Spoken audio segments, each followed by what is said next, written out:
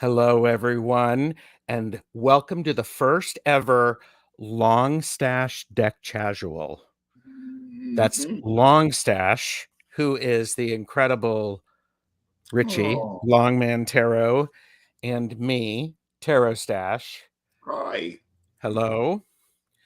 Ritchie, thank you for being here and connecting us with these two amazing people below us. Thank you. I'm so excited. Oh my God. Yes, I'm very excited.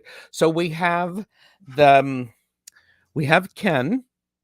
So pronounce your channel name completely for me. So it's the Sanctuary of Hekate Polymorphos. Okay. And that is Kenn Payne, who is the author of this amazing oracle deck. And we also have Chris Butler, who is Sacred Tarot, who is the artist of this amazing deck. So thank you both for joining us. It's a pleasure, darling. Well, thank you. Backstage, I did warn Kenn and Chris that I am going to be heaping praise in their general direction throughout the majority of this live. I will try to pull it back. It won't work. Just feel free to heap praise. Just heap cash and checks as well. You know, we like that. Yes, but you're not cheap. You may be easy, but you're not cheap. How do you know I'm easy? I have been in enough bathrooms to recognize the name. It's nice of you to put it in your handwriting, though. Thank you, darling. I knew I was taking my life in my own hands coming on here. There you go. Well, at least you're taking something in your own hands. I know. Actually, can I just apologize in advance if I look as if I'm fidgeting? I've got a confession to make. I didn't get my cards back in order before we went live. So, isn't that interesting? Because Kenn, Ritchie, and I did. I will hold my hands up and say that I didn't, because I never do. My decks are always in use, and I'm not as OCD as Chris is for putting them all back every time I've used them. I am. Yeah, I've got to admit, one of my mates actually accused me of being CDO, and when I asked him, he said, "Yeah, that's OCD with the letters in alphabetical order."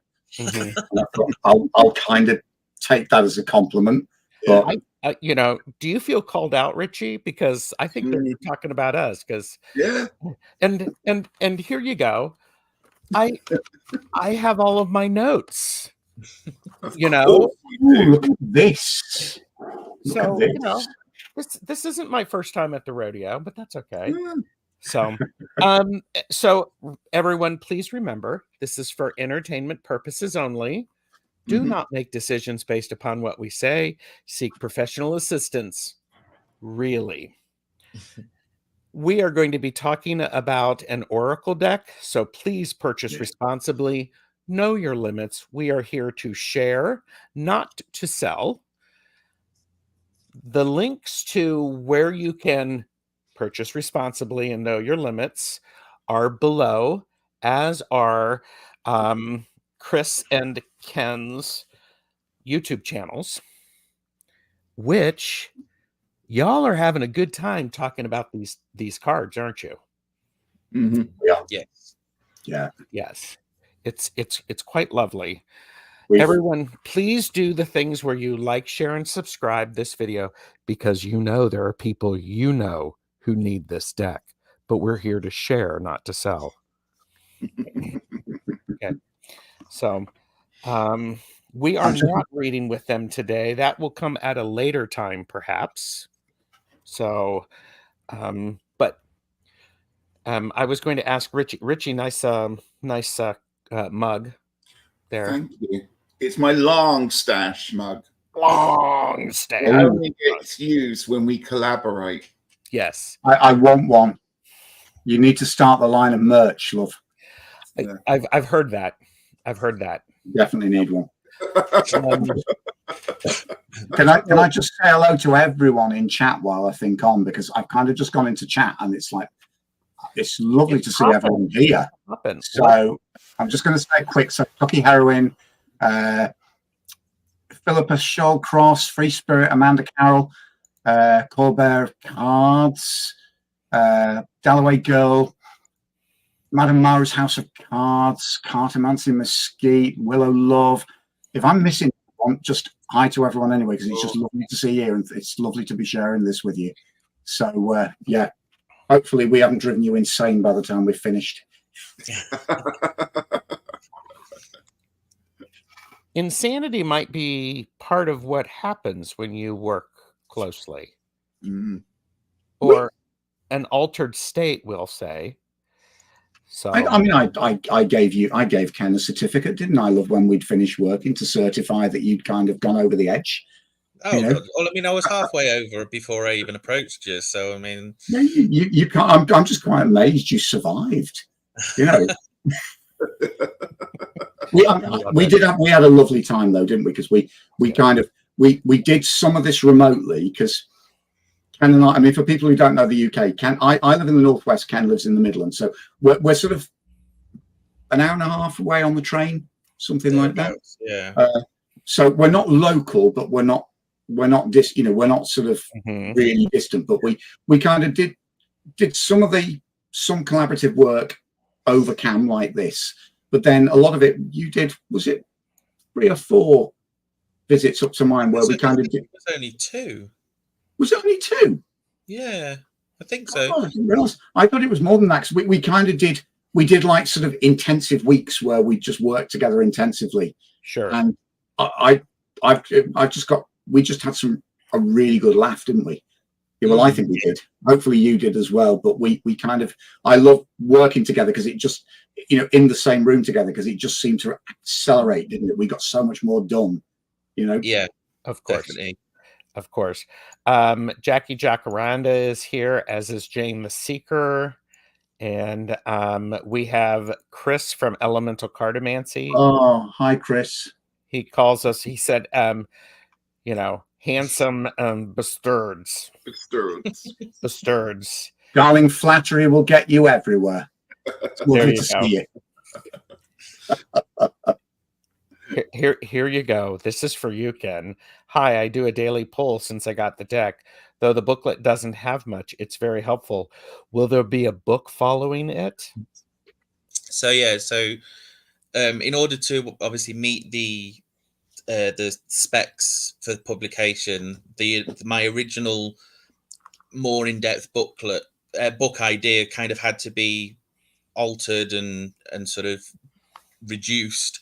So I am in the process of writing the book that I want to, that should be alongside it, not just for the divination purposes, but also for the educational side of like learning what all of the epithets and things actually mean and what that where they originate from. And so yeah, it's in the works. It'll be hopefully sometime this year.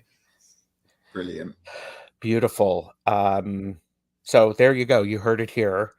And Shelley Davis says, greetings from Canada. I just received the Oracle of the Hekatean Path. What a fabulous magical deck made with love and energy. Thank you for this labor of love. See? And Free Spirit also was like, thank you, Ken and Chris, for this amazing deck. Okay, now Ken and I was asking Ken backstage, how do you pronounce this goddess's name? Yeah, so I mean, I say Hekate, or generally sort of something that's similar intonation.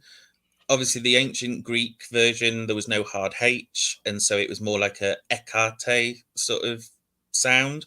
But then obviously you have people that say Hecate, you have people that say, I mean, you still have people that say it like how Shakespeare said, Hecate, and I suppose there's no right or wrong way if it works for you, but I say Hecate. So then how do you pronounce the name of the deck? So Oracle of the so this is where it gets different, because I would say Oracle of the Hekatean Path. Okay. Yeah. So that aside, everybody, this is one of those things that it doesn't matter how you pronounce it, just use it. Yeah. I mean, because, okay, I'll get off of my soapbox. We have Free Spirit is like, thank you for a book. Linda De Gonzalez is here. Jonathan Daly. So all of the best chatters are here. We'll just put it that way. Yeah. All of the best chatters. And yes, I've already put the request out to Kenn to consider joining me for a laugh and learn about this particular goddess. So he's considering it. I'm sure I will have to send him flowers of some kind, maybe some candy, some keys, begging notes or something like that. Yeah. These are all things that work for you, right? Oh, yeah. Yeah. A bottle of wine never goes amiss either. Non-sequential bills, nothing higher than a 50. That works. Anyhow. So I'm going to take a sip. Ritchie, would you like to say anything? Because you can tell I'm fanboying, can't you? Like, no, it's a pleasure to be here. I've been looking at the deck since I've had it for a couple of over a week now.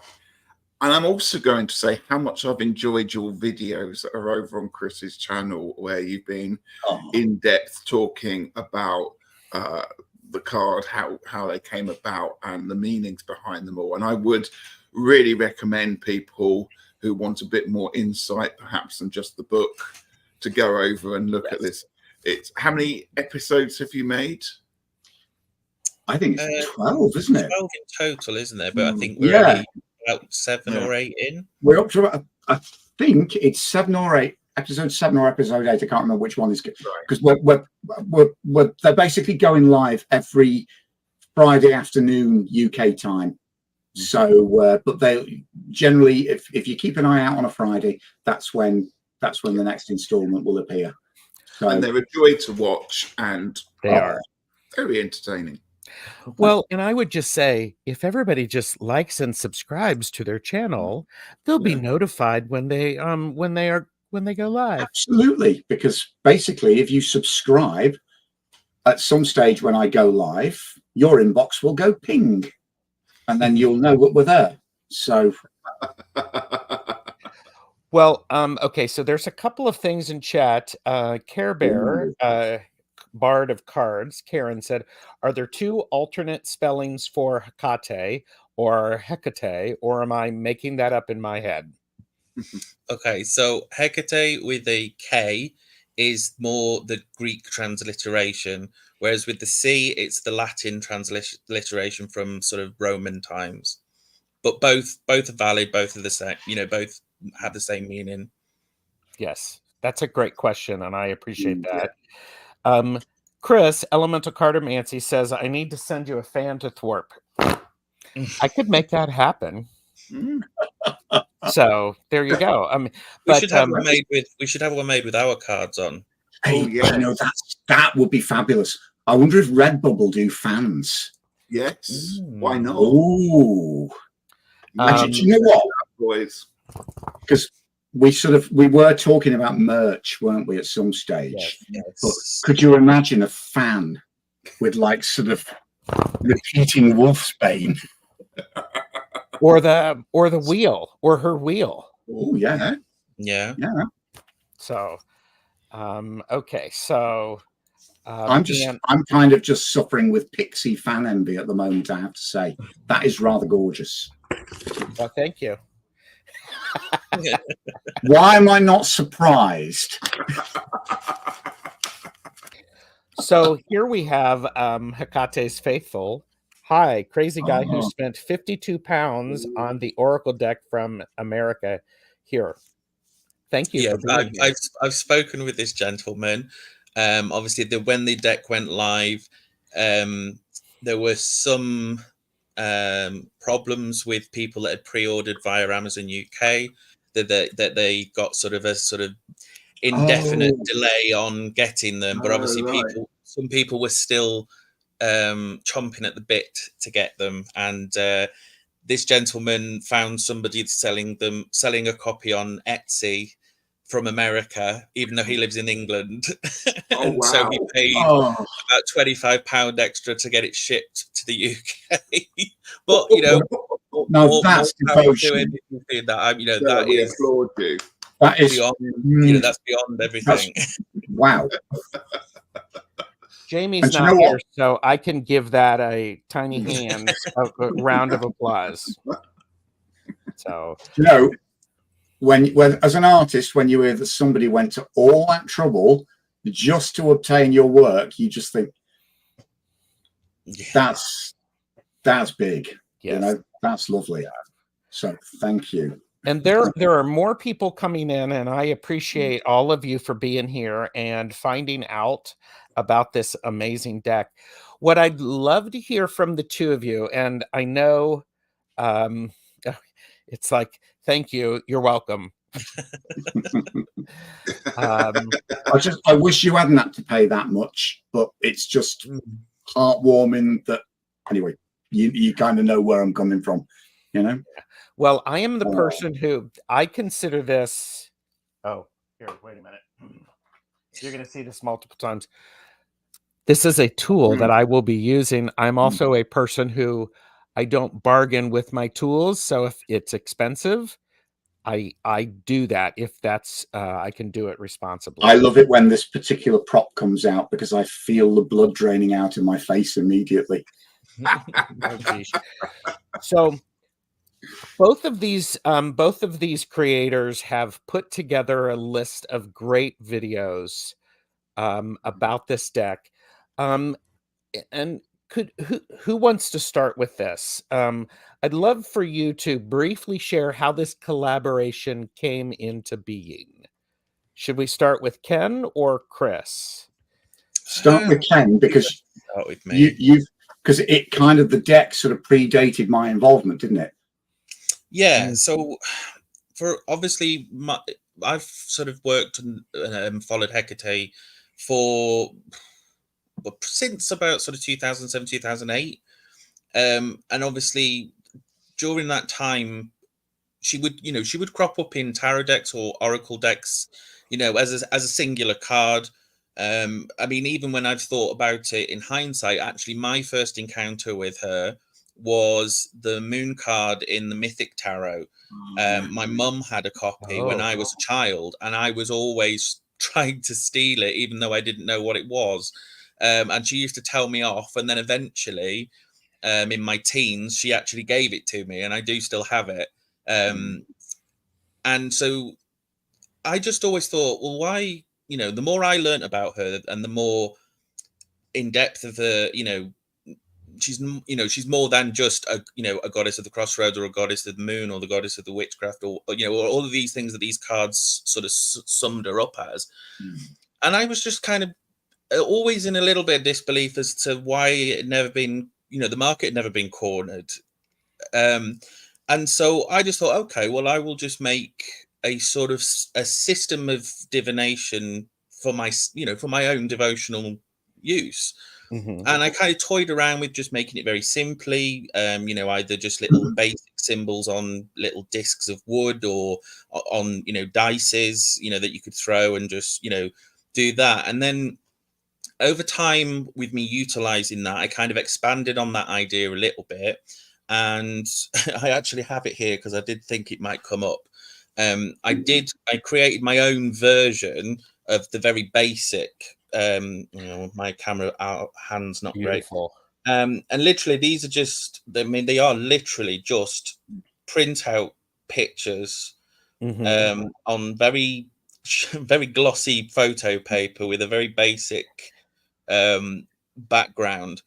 And I think there's about 30. Some of them are just, but they are just like very rudimentary. So I mean, there's the crossroads, and then obviously things like Hecate's wheel and things like that. And so I use this for years and years and years, just in my devotions and just to get sort of insight into my relationship with honoring Hekate. And then it was I'm just trying to think what year it actually was. It was about a year before the pandemic, sort of. 29. It was early 2019. Yeah, and I just at the time I had a friend that owns the local sort of metaphysical shop, and they'd got a new load of tarot decks in, and there was just this one that was sat on the shelf, and I kept going over and picking it up and looking at it and putting it back and coming away from it, and then going back and picking it up and looking at it and just putting it down again. And it was the Healing Light tarot. And I don't know what it was, but I think I must have done that for about 2.5 weeks. And then one day I just thought, oh, do you know what? I'm just going to buy it. I'm going to see what it is that's, I don't know, pulling me towards it. And as I bought it and I flicked through it and I was like, oh yeah, this is a really interesting style.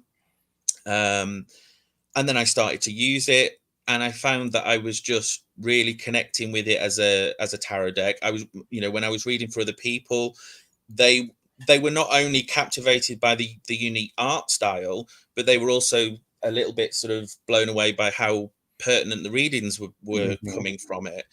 And it just so happened that I think I'd been using it for a few months, and then I was working on another as yet to be finished book project, and I kind of came up with the idea of, what if I go back to my original idea of the handmade devotional divination tool, and I started trying to sort of write it as like an appendix with instructions on how somebody could make it themselves. And it was while I was doing that I just had this, it's the goddess in your ear kind of thing. And it was just, that ask him. And I was like, okay. So it was weird because I as much as I have, or know English people who are authors and creators, for some strange reason, I assumed that Chris must be in America somewhere, a successful tarot creator, blah blah blah. And then it just transpired that not only did we have a friend in common, he lived not that far away in Liverpool. His parents lived in the same area where I went to school, and all these other little things. So I just happened to email him and just say, would you be interested in doing a collaboration? And he emailed me back and said, well, let's try and sync up for a telephone call. And obviously we did like a vid call, and he put all of the questions to me, and I was just like, yeah, okay, yeah, I've got all that. I'll just, I'll ping that over once we get off the phone. And I suppose from the rest after that was it was history, like they say, isn't it? It really was. And I kind of fell through the floor when we had that conversation, because it was, I kind of admitted to Ken afterwards. By that stage, I'd embarked on 3 collaborative deck projects, only one of which had succeeded, which actually was quite a difficult process for both of us, which made us doubly proud of what we achieved. But I'd had 2 failed collaborations. And I think the earlier collaborations I'd gone into, I was sort of inexperienced in terms of collaborative work, and I learned through my mistakes what I actually needed from a writer and what they needed from me. But it's a thing that I get asked quite often. I get people coming to me and saying, look, I've had this really brilliant idea for a deck and I'm looking for an artist. Would you be interested? And it's really difficult because I hear those words and the blood drains out of my face. And it's mainly because of bad experiences in the past, but also because there's, no disrespect to any of these guys. In every case, they've come up with amazing concepts, but they don't actually realize what I, as an artist, or any artist, would need from them to actually then get the deck real. Because in a lot of cases, they've got the idea and the concept, but they haven't really thought through about what is going to go on the cards, So by the time Ken contacted me, as he says, it was kind of really odd, because it turns out we had a mutual friend. We had both lived in the same town, albeit at different periods. We had teachers in common, albeit even though we'd gone to different schools. I mean, it was kind of a weird string of coincidences, wasn't it? Yeah, definitely. But then I've got this guy on the other end of the video call saying, I've got this really wonderful idea for a deck and I'm looking for an artist. And I'm thinking, oh God, not again. The last one was a disaster. Hang on a second, I don't sound like that, do I? No, you don't. It's right. You don't. So I then start reeling off the script, which I've kind of built up to kind of filter out. So I said to him, right, I need a full list of cards. I need a full script, you know, including all of the images and symbols that you want on every card. I kind of want the microwave. I want the cuddly toy. I want the fondue set, you know. I want the, you know, the jackpot holiday in, you know, I mean, I was beginning to feel sorry for him because I'm thinking, God. And at that stage I finished and there's just something kicked in thinking, right, probably won't hear from them again now. And then there was a pause of about 2 seconds and it was like, oh, that's fine. I'll email it all over when we finish the call. So, you know, at that stage I'm thinking, okay. And, love that. And of course, you did, didn't you? I mean, literally coming off the call and within 5 minutes, Kennedy emailed me basically a summary of everything that he devised so far. And at that stage, I realized, one, this was a really fully formed idea. But also, I'd never gone into goddess territory before. I mean, you're looking at somebody who now is a sort of, you know, agnostic, you know, an agnostic Christian with pagan overtones. You know, I basically was involved with the happy clappies in my teens and 20s and then, you know, broke away, did a theology degree, got deprogrammed, you know, got deconstructed. So my faith background is very different. But the more I read through what Ken had sent me, it was fascinating. And I just thought, I really want to do this. I think because I'd said I'd let you know in a couple of days, didn't I, or something like that. And then I kind of did the fangirl thing and then just phoned it back straight away. And it's like, you know, I'll have your babies if you'll let me illustrate this deck, literally. And it was funny because we were chatting, weren't we? And I think was it 2 days later we'd completed the first card? Wow. Yeah, pretty much. And to be honest, apart from like a couple of tweaks, you kind of hit the nail on the head based on what I had seen in, because the thing was I was seeing the ideas that I was having in his style. And so for me to just explain it, then him to just do it and show me. And I was like, yep, that's it. Next. It was such a lovely feeling because at that stage I thought, we're going to work really well together. And what was so lovely was that the 2 previous collaborations that had gone wrong were both people that I knew beforehand. And for that reason, I thought, yeah, we can do this. You know, one, we got halfway and then the ideas ran out. The other one, basically, we shouldn't have agreed to collaborate with each other because we weren't on the same wavelength. And actually the planning hadn't gone in.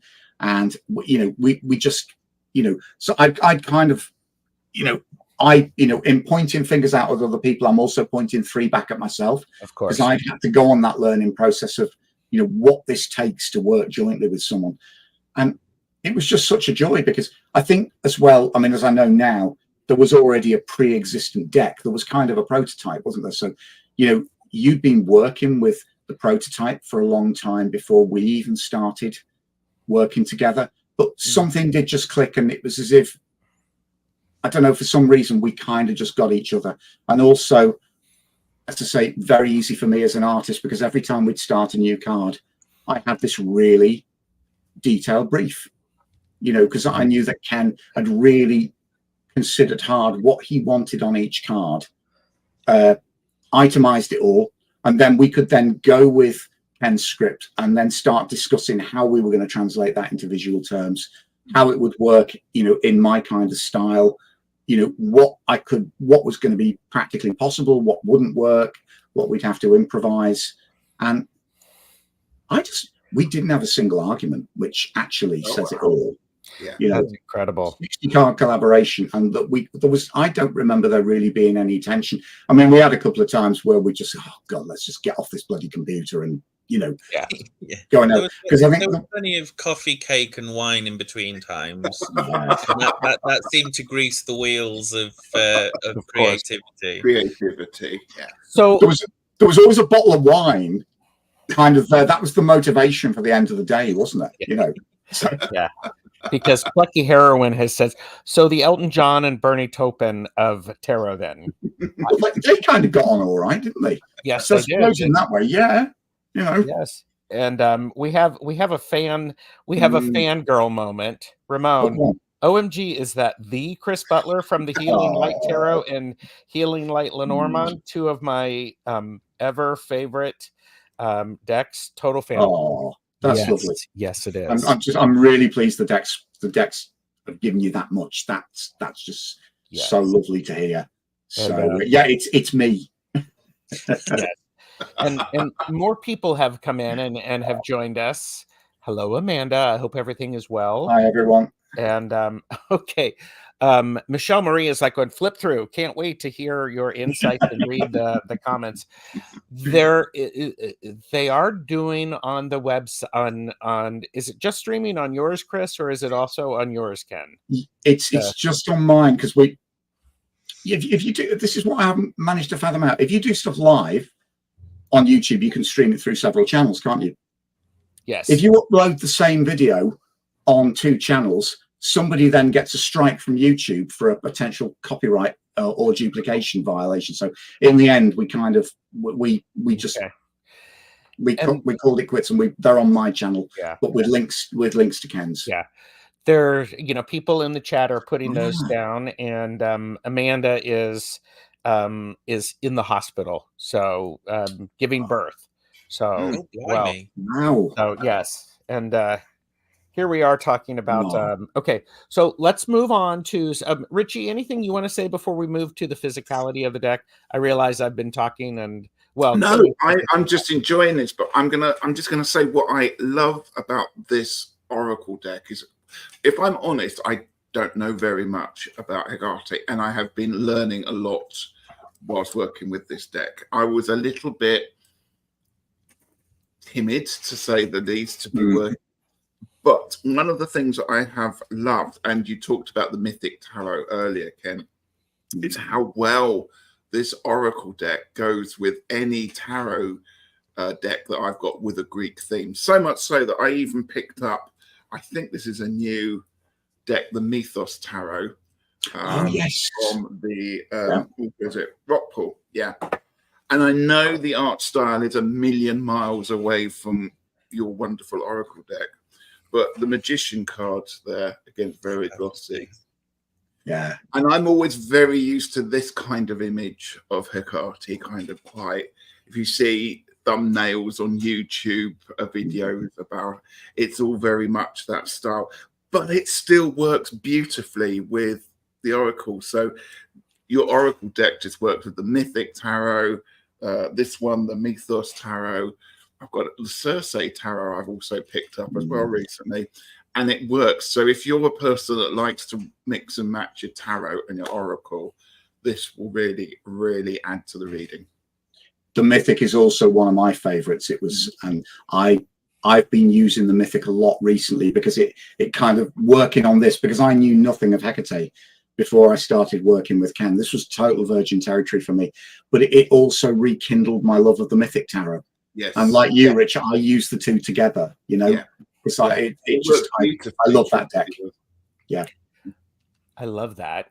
So, okay. So yeah, Heather is loving the conversation. So here's where I go into my overachiever mode. Bear with me. It is a 2-part box. So it's good. I will say it does have a ribbon, which I have described as a wimpy ribbon. So, but that's okay. That's just me. It's wimpy but durable. It's wimpy but durable and easy to use out. So that's good. Yeah. And I will be doing a flip through of this on my channel as well. But it is it has a little white book, which this deck will soon be augmented by an upcoming deck or an upcoming book, probably in 2 or 3 volumes, Ken, right? I mean, 3 Well, I think volumes. I could probably get it down into the 1 volume, but it will be a considerable book. But three would be actually a really good for Hekate. Well, yeah, true that a lot of the triplicity sort of side of things does come in to it. I'm always just a case of when people want more, I'm just like, yeah, go on, then you can have it.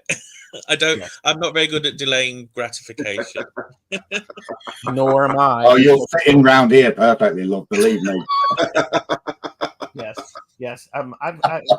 What is this thing called delaying gratification? Because we'll put it this way: when Chris told me that this was coming out, I squeed, and then when he mentioned it was coming on pre-order, I pre-ordered it, and then I waited patiently, and fortunately, they kept moving the time up for release in the States. So, little white book. It's in English, Italian, Spanish, Portuguese, and Russian, and there are about 40 pages in each. It has a lovely dedication. Oh, can I just mention, Gerald? Yep. Several people have asked me about the portrait in there because it's not named underneath, but the portrait, that's actually a portrait that I drew of a dear friend of mine who unfortunately died of cancer in 2019. So he is mentioned in the dedication. That's a lovely friend of mine who was called Andy Sage. As I said, I thought I'll mention that now because several people have asked me who is the portrait. Because Ken and I made multiple dedications. I mean, my dedication on my part was to the memory of my dad, who I lost last year, and obviously with dedication to my mum, who's still with me, but also dedicated to Andy's memory. He was so Andy was terminally ill while Ken and I were working on this, and he had been a great supporter of my work, and actually he just gave me huge amounts of encouragement. And while he was going through his treatment, and also when he knew it was terminal, he was asking me to send him images. And I promised him, even though he wouldn't see it, I promised him that this would be dedicated to him on my part. That's so beautiful. Thankfully, his husband was thrilled with the dedication, which is beautiful. Is this your original work, Ken? Yes. Okay. It's very cool, everybody. And here, let me cover it with the tiny hands so you can't see it. But you have to purchase responsibly. So, but it does come with 2 spreads. Yes. So a crossroad spread and a twin torches spread, which is extremely powerful.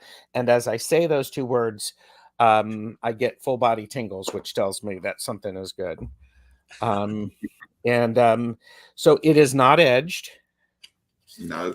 The card size is, because yes, I will measure it, is 3.5 inches by 5 inches.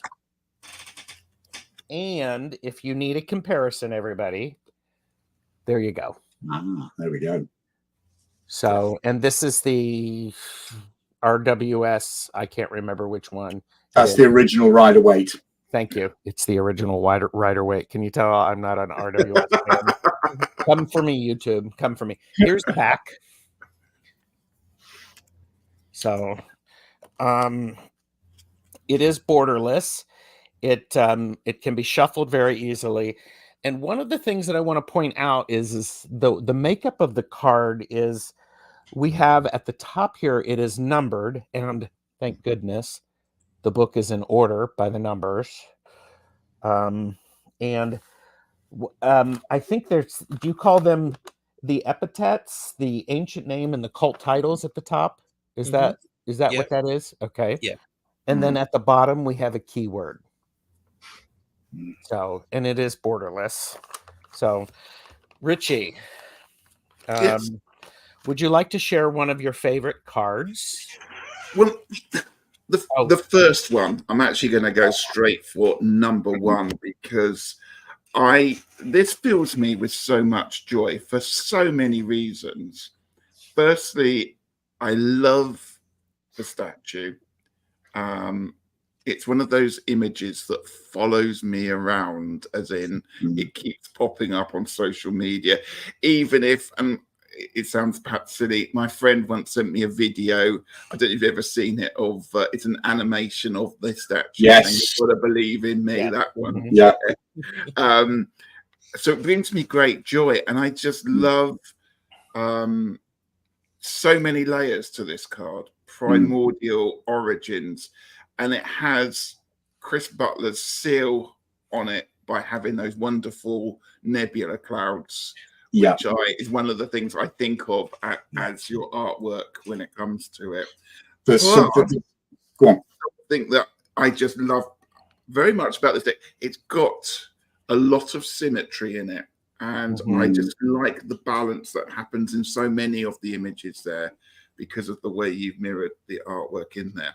I love the stars. Everything about this, the colors is just right. And for the first card, which is Origins, it just speaks a lot to me on a lot of levels. Yes. Rich, it's interesting you mentioning the nebulae, because one of the reasons I love Kenn's concept for this was it kind of allowed me to pay homage to my first collaborative project, which was the Quantum Tarot, because I did that with Kay Stopforth, and she had the idea of using the Hubble telescope image of the Pillars of Creation as the towers on the moon card. And when Kenn discussed this with me, because I think had you seen the Quantum Tarot at that stage, love? I can't remember. Yeah, because you'd given me a copy. Of course I had. I'd sent you a copy. That's right. Just keep giving them to people, whether you That's right. or not.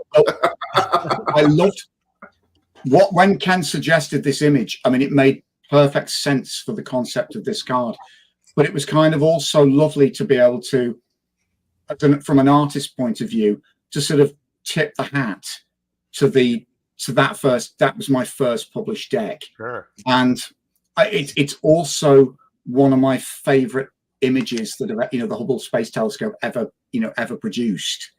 And it fascinates me, but also as well, this was kind of, I love what Kenn was touching at on this card, the fact that, with a lot of goddesses, their origins are kind of traceable within history as we know it.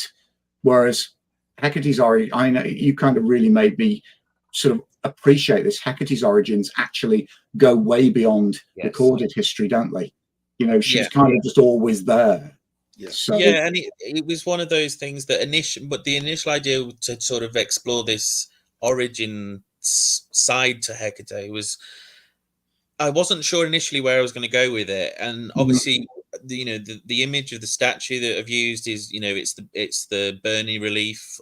Some people it's interpreted either as Ishtar or Inanna. Some people say it's Lilith. It wasn't that I was trying to say that Hecate was these goddesses, but there was just something about the sort of humanoid animal hybrid kind of neither one thing nor the other sort of way that it was standing there, just very regal and commanding. And then when we started to toy with the idea of the Pillars of Creation and this sort of primordial water pool, and we started to touch on those kind of really big celestial type energies, it just was like, this is what I'm trying to sort of get at. It's not that I'm trying to say, Hecate is all these other goddesses. It's that, her true origins, disappear off into the, literally into the origins of time. And it was just I suppose it's, in some respects, it's one of those literally more nebulous concepts, but trying to give it some substance at the same time. I think it was working on this card made me realize actually just what a journey of discovery this deck would be for me. Because I think what started to strike me was, the more you'd unfolded in terms of, your concepts for the cards, I realized she's just not like other run-of-the-mill goddesses, because she has so many aspects, has roots going back into so many different histories and traditions. She's a Greek goddess, but in other ways she's not. She's so much more, and so much more ancient. And that really, once we've done this image, I thought, now I'm getting curious. Nice. Nice. Did you design the cards in order? No, we kind of you kind of just went with what you felt. You kind of just let your intuition guide you, didn't you? And it was a lovely way to work. You know, because Ken would just, you know, we'd be working together, and Ken would say, well, you know, we're going to try this one today. I feel this is, and I could kind of understand it, because I think it was very much when the concept was kind of ready, you were ready to give birth to the concept of each card, wasn't it? Even though we had the skeleton of each card down on paper, you know, it just felt like a really natural and organic process. Well, I mean, for me, like I still never see it so much as me giving birth to it in a roundabout way. You know, there's that old phrase, that old saying of, you know, oh, Jesus take the wheel. With me, it's Hecate takes the wheel. You know, and then when I think this is probably why I sometimes find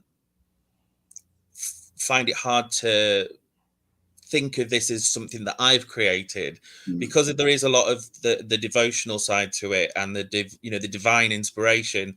So it's almost like, I was kind of an instrument in helping it come apart, and then it's like I don't see it as actually having come directly from me. But yeah, I mean, I definitely think that it was definitely one of those things where the goddess was, you know, over my shoulder going, yeah, that needs to be darker, or we need that color, or get rid of that, you know. And I've learned the hard way not to ignore those nudges. So yeah, but it worked, didn't it? Because you know, I mean, there were certain cards were more difficult to give birth to than others. Right. But I don't ever remember feeling at loggerheads over anything. We might have felt frustrated on certain days.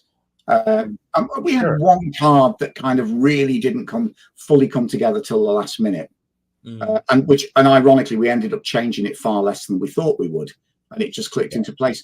But other than that, there was never any sense of, you know, I never remember thinking, I do not want to be here. I'm sorry, I've taken this on at every single point through this. I just felt like this really exciting voyage of discovery, more than anything I've ever done, you know. A couple of people have asked where to purchase responsibly. Links are below.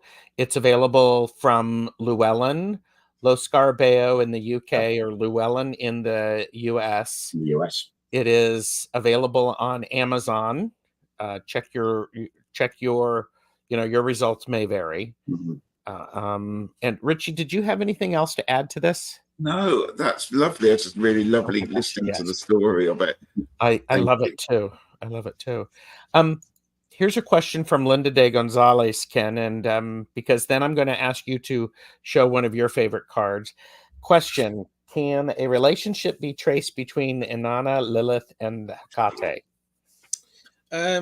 So I guess it depends on how you view things, because obviously, you know, they are separate, sort of pantheon style, you know, and regional sort of deities and things. But there are some people that draw correlation between them. I mean, we already know that Hecate is conflated with a lot of different goddesses through the, you know, the centuries, for different reasons. I mean, Hecate's first sort of mentions kind of come around sort of the 8th to 7th century BC. I guess that, you know, if you're looking for sort of like the historical evidence, there's possibly not really that much, but that's not to say that there's not sort of there isn't that sort of similar energy current that, you know, that they flow parallel to each other. So yeah, I would say, I mean, for me personally, I'd say no, but I do know people that sort of work with Hecate alongside goddesses like Lilith and Inanna. You know, and again, I mean, I'm a hard polytheist, so I see all my deities as very distinct and separate. There are people that are sort of soft polytheists, or, you know, flexible polytheists, depending on which goddess and which pantheons they're talking about. Yeah. Okay. Thank you for answering that, and thank you for that question. And the kitty is getting some attention as they walked behind you, Ken. Yes, well, at least they're behaving themselves, because normally they are climbing all over the altar and knocking things down. Well, oh, and I love it. This question I just purchased responsibly from Oh, bless. Ken, do you have a card that you'd like to share with us? And I realize this is like asking a parent which is their favorite child. No. I'm going to go with this one because this is actually one of my favorites, because it's one that probably a lot of people will be surprised or not surprised to see in the deck. And it's card number 25. Anasa Pharmakedon, the Queen of Witches. And the keyword is sovereignty. So, yeah. So, obviously, most people hear of Hecate in the context of witchcraft and, a goddess of witchcraft, or, the Queen of Witches. And yet, although it is still referenced that sort of witchcraft connection in antiquity, there's not actually an epithet that sort of sums that one up. But I really, really wanted to put it into the deck, and I was like, right, so how am I going to do this? Am I going to make up, the Greek version of the title? But and so I did.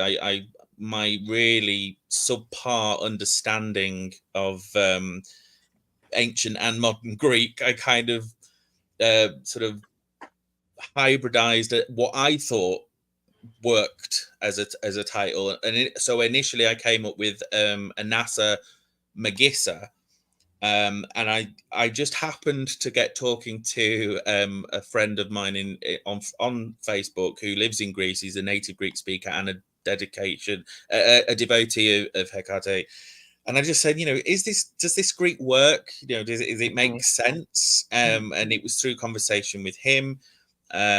He sort of said, well, yes and no, because basically what you've done is you've got Anasa, which is ancient sort of Greek, and Magissa is the modern Greek word for witch. He said, so you could have it either one or the other. So we could look at doing it as, all ancient or all modern. And obviously the origins for where, of Greek witches and things like that, the word, pharmakia is the root word that was used, the sort of peddlers of poisons and drugs in a sort of magical witchcraft sense. And so he said, well, you could keep the Anasa, and what if we said it Anasa Pharmakedon? So the Pharmakedon are the witches, Anasa means queen. And I was like, as soon as he said it, I was like, yeah, okay, yeah, that fits. It was just like a little click into place. And actually, to look at it now and to think, you would think it's been there, in the PGM alongside all of the other epithets for centuries. And actually, I made it up, but not made it up. I just translated something that existed to sort of make it real. Yes. Well, and isn't you have, I'm trying to articulate this, you have created something to help us understand some from our own frame of reference that didn't exist before, because some of these terms we wouldn't have needed to say. So, because if to some people, if I were to mention Hecate or Hecate, everybody would go, oh yeah, okay, I know exactly what you mean. But now, because there's so many different pantheons, and there's curiosity, and MLR said, I'm tempted to pull out all of my goddess books, but my library is already a mess, trying to pare down. Yeah. So, and but yeah, I tried to mitigate the mess with mine with a throw, but because that bookshelf is a mess. yeah, good luck with that. I don't think it'll work. I want to share. I have 2 cards that I want to share because I love these. This is 16 and 17. This is guidance, and you're gonna have the torchbearer. Yeah, Dadaphoros. Yes, what he said. And then the key bearer, number 17, which is Clydukos. And there you go, unlocking. These 2. These mean a lot for me in my relationship with Hekate, because that's part of what happens. It's not part of what happens. It happens a lot. So I think these are just beautiful cards, and I like how. And I will say, I like how when you lay all the cards out, there is an evolution in between the numbers.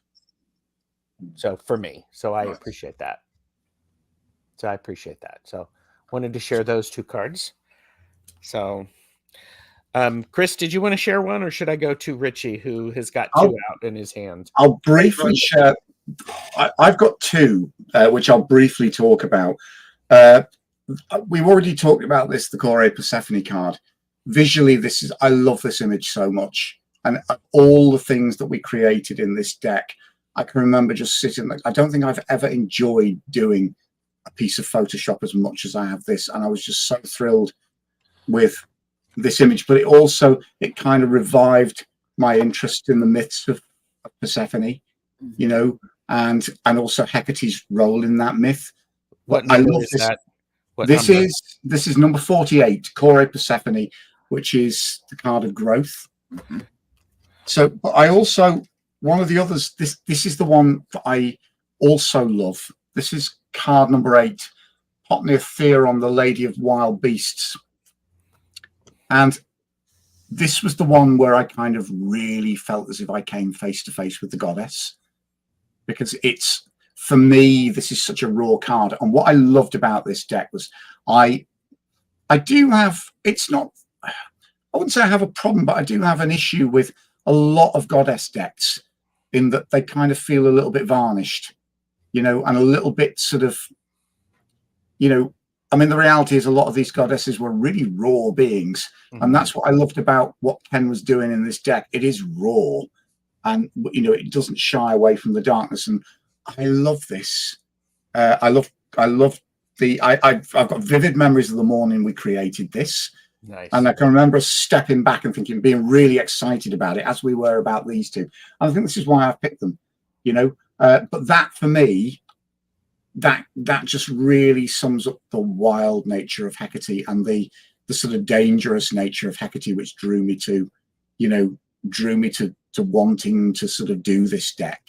So yeah, very, very happy memories as an artist of us working on these 2 together. So thank you. Wow. Ritchie, you had 2 cards out. I was just going to ask a question actually about I love the statuary in the images here. And I was just going to wonder, when you were putting them together, did you have I am going to focus on a particular star, so it had to look kind of Greek? I noticed this card here, for example. It looks very that's number 2 there. First time I looked at it, I thought it was like a Madonna and Child that was coming through on that one there. So I just wondered, when you were putting the images together, did you have a particular theme, or did you just go, that works for what we're wanting for the card? I mean, we kind of, as far as images of Hekate, there are a few that that are identified as her. There are so many more that are probably either misidentified, or because it's easier just to say, oh yeah, this one was Artemis and this one was something else. When you actually start to look at them, you think actually it probably isn't, but because Artemis is the one that's got a sort of bigger name, it's easier for people to recognize with it. So when we pick certain statues to sort of convey the energies of a particular aspect of Hekate, it was more it wasn't that we had a theme, but we kind of just went on a bit of a hunt for the right sort of style of an image. We did try to keep it more in keeping with, you know, the classical sort of style. But we did take a little bit of artistic license with, you know, with what we used and how we sort of utilized it or slightly tweaked it. And I think the good thing that we had as well with, obviously with Chris's signature style, is that we could, if we really struggled, we could use that that really useful silhouette style, so that therefore you know, people can then project into that more about what, you know, what they see. As an artist, I was kind of really aware that, I mean, we were doing something very different from the Healing Light Tarot and the Healing Light Lenormand, even though obviously that was what had drawn Kenn to me as an artist. But I think what struck me early on was we were having to use source material from a lot of disparate sources. You know, actually, what was great working with Kenn was that obviously he had this really confident sense of what was appropriate to express the nature of the goddess. So, like, you know, like we say, even if it wasn't, you know, an effigy or an image that was specifically attributed, you know, he knew that that image would kind of capture the spirit of what we were trying to say. But actually, just to give you an example, I ended up basing the style of this around the fact that I knew that we were going to be taking all sorts of different source images, because I mean, we've got, I mean, even on the card 5, Gorgo the Grim. So we've, you know, we've basically got the Gorgon. But I knew that to create this image, we were having to unite a Renaissance painting, Leonardo da Vinci drawings, and statuary. So you're then sort of having to take 3 very, very different pieces of source material, but somehow make them look unified.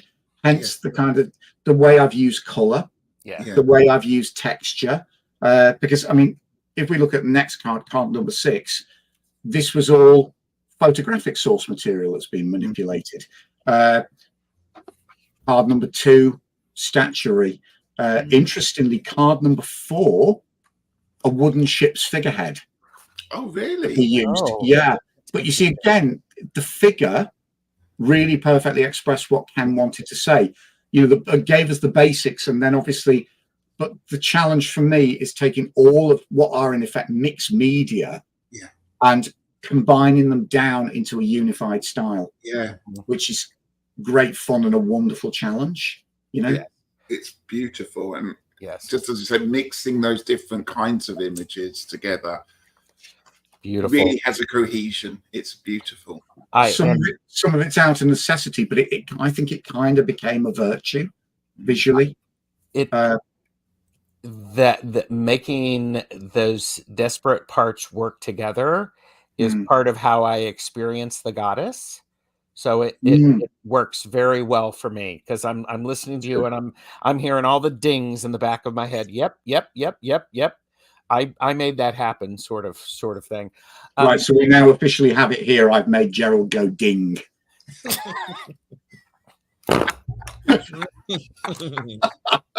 That's one ding. Soulstar said, I can see that I badly need this deck for healing work. I am ordering now from Amazon. I can see where that's extremely powerful. I mean, Hecate does have a lot of healing virtues and healing qualities. You know, I speaking from personal experience, she's been very closely associated with a lot of my personal shadow work and dealing with sort of the things you don't really want to deal with. But you know, and we do explore that with cards like Gorgo, because that's about fears. Barbara Forba, which, you know, the cleansing aspect of her. But then even things like Clytius for the defeat, it's not some, you know, there's so many cards that can be used for overcoming the challenges and the obstacles, with, you know, and having Hecate, you know, either at your side or at your back, helping you through these things. And MLR said, really interesting that someone is having a baby as this discussion is taking place. If it's a girl, you'll have to call her Hecate. Yeah. Yes. And if it's a boy, I might suggest Gerald is a nice name. Ritchie is a good name. Chris is a very nice name, as is Kenn. However, Ritchie and I already have budgies named after us by Lindsay Gonzalez. So Kenn or Chris. And so, and yes, it's during the middle of the eclipse. In the middle of eclipse season, yeah. Ritchie, did you have a card that you wanted to share? Well, Kenn just touched on it actually. It's number 7. I'm not going to try and pronounce it there because this, when I was looking through the deck, I was like, oh yes, that's nice. And then I came across this card and I was like, I have no concept of what this is about or anything. And I was trying to work out what the image was. I was trying to work with it. And then I read in the book, and then I had to go and do more research about it. But I just found this quite a disturbing image when I first came across it. And then when I did the research, talked about the cleansing side of it all, it made much more sense on that. But I'd like to know a bit more, perhaps, if you can, about the process of creating this card and what it means to you. So I know that obviously Chris will probably tell you this when he gets to it. When I first put this to him, and I was like, I need, something that's all skulls and like we actually would the actual image is a before it's a zombie. Yeah, it's a woman done up as a zombie eating, flesh. First card of the morning, and he said to me, right, he said, I've found exactly the source photo that we need. And then he puts this photo of this like sort of cosplay flesh-eating zombie. And I just looked at him and I said, look, love, you've gone too far on this. And I mean, to his credit, Kenn just said to me, look, just trust me. Yeah. He explained through the concept.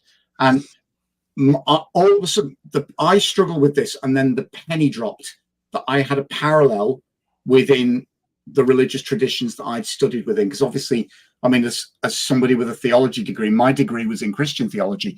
But all of a sudden, I realized there's a commonality here, because I mean, you've got the whole sort of purification and atonement aspect of the Christ figure in Christianity, who is basically absorbing the sins of the world. And then all of a sudden, that was the light bulb for me. This is not a new concept. There it was in the ancient pagan world, in that the goddess is basically,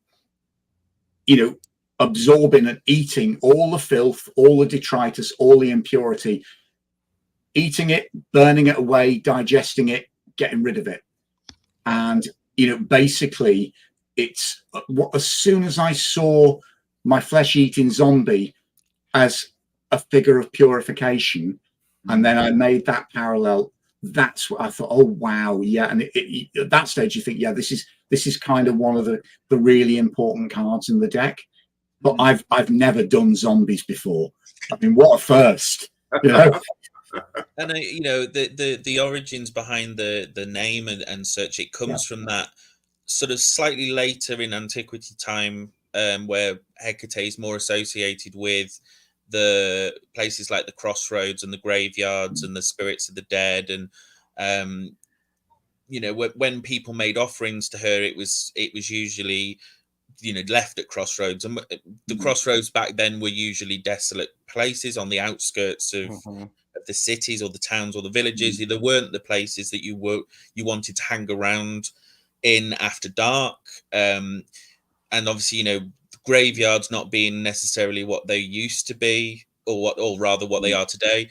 So if you saw dogs, wild dogs pulling bits of old body out of a shallow grave, and obviously the all of those things that we find, revolting, and it causes a really intrinsic reaction to us of recoil and such. But actually, when you start to think about it in terms of the goddess, dogs were her sacred animal. So when you look at it that way, even the, you know, to a certain degree, ancient Greeks and such, they understood certain things about disease and pollution and, you know, miasma and things like that. So they could then look at that and see, okay, so the goddess's sacred animal is eating the rotting flesh to get it away from us so that we're not going to get poorly or anything like that. And so as much as we don't want to look at it, it's not so much that she's asking us to look at it, but she's asking us not to sort of forget that she can, you know, she has that ability to take on all of that detritus. And I mean, we talk about it as well in our videos on Chris's channel. Yes. But one of the things that I've found time and time again is that Hecate is inextricably linked with the human condition. You know, when you look at certain like older myths and such, you know, the gods are often quite aloof with, you know, with their interactions with mortals. Certainly whenever anything that creates miasma happens, such as birth or murder or death, the main gods tend to stay well away. Hecate doesn't have that to worry about. Right in. She goes between all of the realms. So she's in it, you know, say she's so close to us in life and death and, you know, birth and all of that, that we shouldn't be fearful of these things that actually, you know, might be a bit revolting or grotesque, because there is still a divinity as part of it. Yes. And I also have to say, because I find this goddess a very healing goddess, and part of healing is you must remove that which is causing the injury. You must, you know, remove the poison and then cleanse it. And then monitor it while you heal. So that idea of cleansing is very, very true. And sometimes if you know, if you have a snake bite, you have to suck out the venom in order to heal. So this is a very visceral reaction to this. So I think if creating any card in the deck changed my understanding, this was probably the one that changed it most. Because having started this project with virtually no knowledge of this goddess, and also with sort of me coming from so far outside the sort of goddess spirituality, it was kind of like a bridge card for me that made me realize that actually there is so much commonality with the traditions that I knew, but at the same time there's so much that's distinctive and different. And I kind of grew to love this card rather than fear it, because I must admit my initial response, you know, veiled over with my sort of joking and sarcasm, was actually one of revulsion and, you know, of quite a bit of fear, but not by the time we'd finished. I will have to say, one of the things that you can't see very well in the camera, and Ritchie, you can probably verify this, and all the other two, you know, the guys can verify this. The depth and the overlap really makes this card feel more solid rather than ephemeral. Ken had this lovely idea of, I mean, if you look, there's lots of skulls ghosted in here. But I remember Ken saying to me, let's see if we can get the skulls to look like smoke, you know. And that's what I really love about this, because we kind of managed to achieve what Ken wanted, which was to kind of make it feel as if she was on fire within. But I love this kind of almost like she's surrounded by, you know, all of this, what looks like smoke, but it's actually the ghosts of skulls, you know. But then I love the symbolism of the skeleton and the skull, because it really is, you know, that in itself, skeleton is the end of a purification process. It's all that remains once decomposition and, you know, dissolution has happened. So but you're right, it is a kind of very solid feeling card that doesn't necessarily come over on screen. So we're at 1 hour and 15 minutes already. God. I mean, you know, and so I need to end soon, because I need to be respectful of everybody's time. Might we discuss a part 2 of this at a later time? I mean, if that's of interest to you. So, but you know, and of course, all of my guests are going to go, yes, let's do that. And then backstage, we'll go, Gerald, what the hell are you thinking? So, as long as we haven't sent everyone to sleep, I'm more than happy to do part 2. Well, there are still 31 people watching. Wow. So 31 people are very interested in this deck, which gives me a sense there is a need for more about Hekate out there, because she is such a primordial goddess. There's always been her. Yeah. I mean, I'll say that she's always been there. So in the end, I mean, to finish this up, I guess I'm gonna put this to Kenn. I'm gonna put Kenn on the spot. Who would benefit from getting this deck, and how would you hope it benefits them? Well, I mean, it sounds trite to say everybody should get the deck. But the idea behind the deck for me was that it should be able to be used by anybody. You know, you don't have to be a devotee or a pagan follower of the goddess. It can be utilized in a devotional aspect and a divinatory aspect. But if you don't sort of view Hecate like that, then you can then look at the cards as archetypes and as symbolic representations of things in life. So you can use it in a very layman way of utilizing it as a divinatory tool. As we've already touched on as well, you've got the healing aspect to it. And I think what I know Chris has mentioned to me before as well is that obviously when we do readings for people with this deck, it doesn't pull its punches, but it does tell you kind of like what you need to sort of know at that moment to deal with a situation. And so whether you're looking at it in a spiritual sense, or if you're looking at it more sort of psychological background, or even in literal terms, it seems to be as useful across the board, and that's kind of what I always wanted. Even though I created it from a devotional side of things, I did want it to work for people beyond that, because as we said, Hecate runs through so much of existence and history and the human condition and all that kind of stuff. So I suppose there's so much that's very relatable. When we pull cards out and they have things like fear or fury or death or obstacles, they're all things that we can identify with and relate to in mundane life. And I think that's where the practicality of the deck comes in, that anybody should be able to use it. Absolutely. Ritchie, you're holding some cards. No, I'm just playing with them at the moment.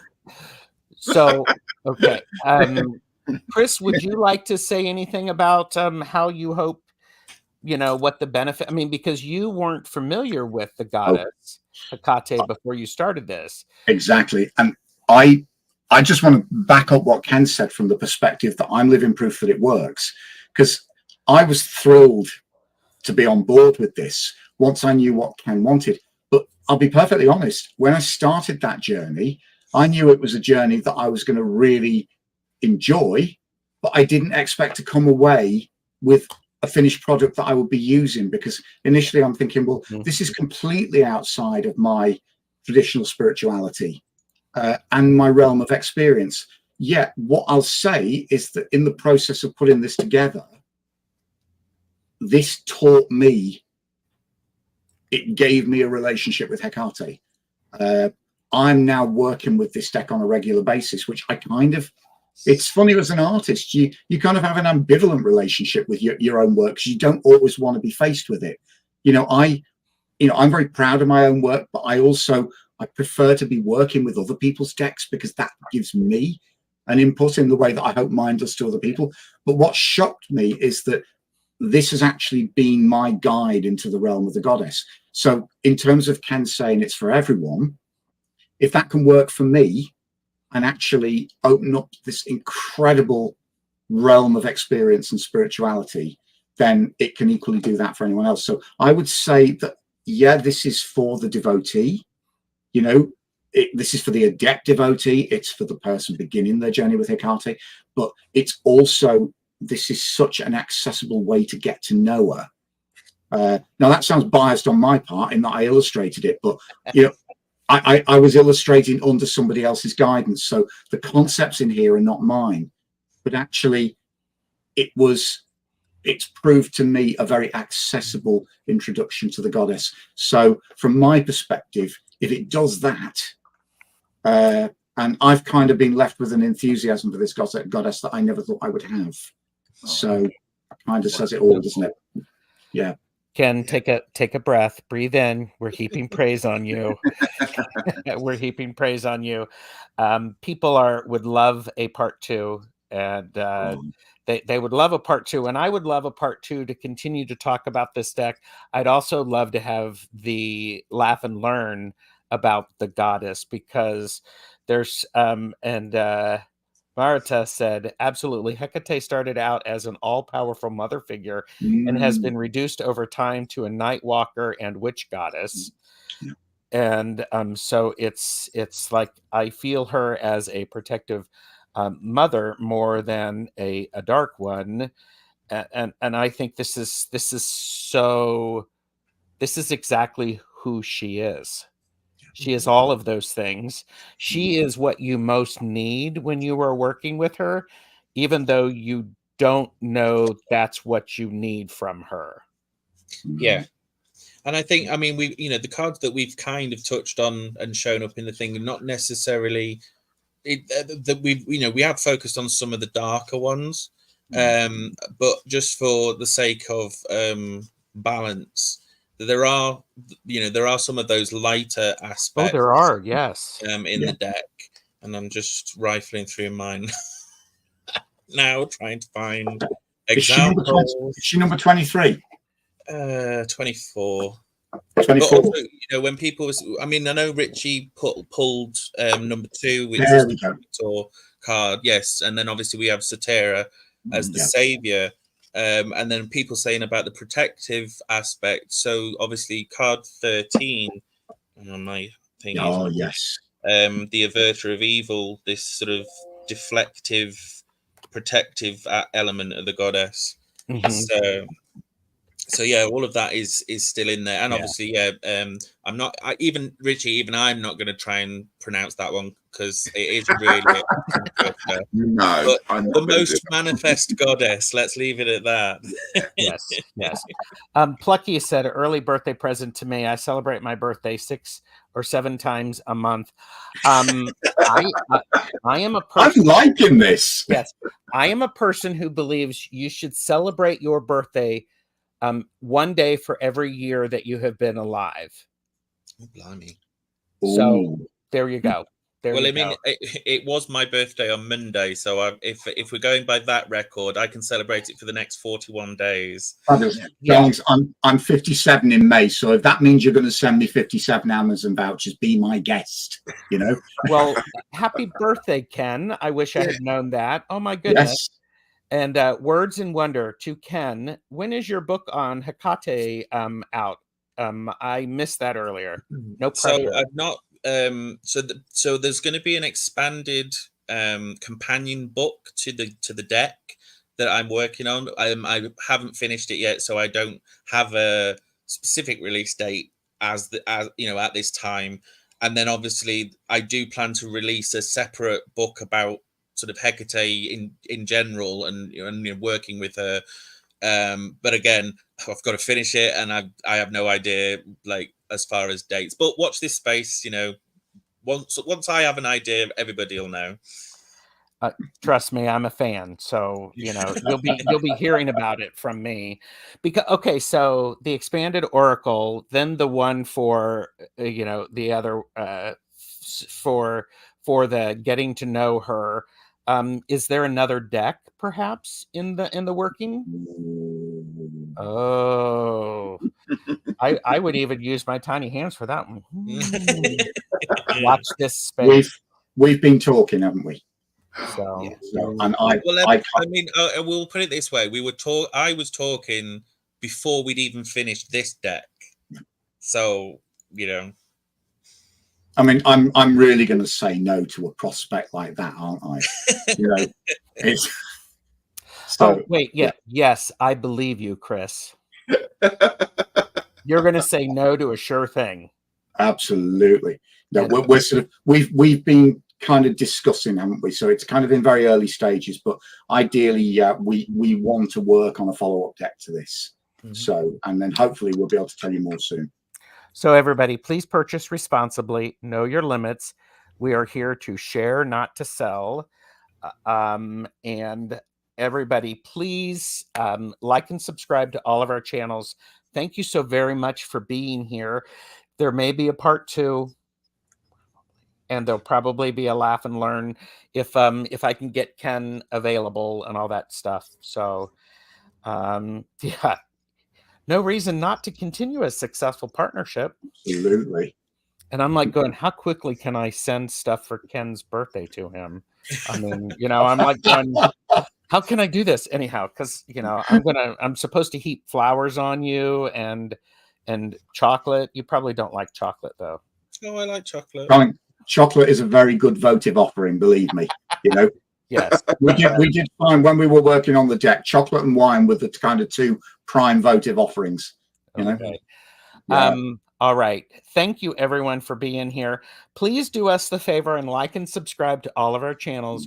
All of the links are below, and do go over to Chris's channel and look at the playlist about this deck, because it's like this. And you get to see the cards that they're talking about. So I will say thank you very much, and everyone take care. So